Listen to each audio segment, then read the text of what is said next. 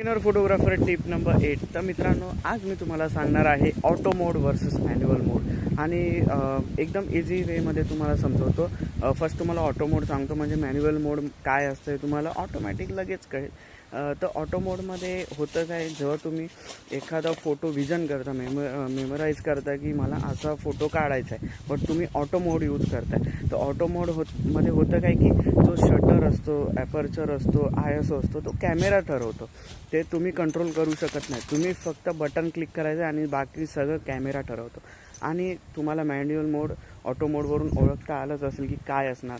तर मॅन्युअल मोडमध्ये shutter, aperture, ISO हे तुम्ही सेट करता. आणि जे तुम्ही फोटो मेमराईज करता, जो विजन करता की तुम्हाला असा फोटो काढायचा आहे, तो तुम्ही परफेक्ट काढू शकता मॅन्युअल मोडमध्ये. आता ते कसं यूज करायचं हे पण मी तुम्हाला लवकर सांगेन. तर चॅनलला नक्की सबस्क्राईब करा, व्हिडिओला लाईक करा आणि कमेंट करून मला नक्की सांगा.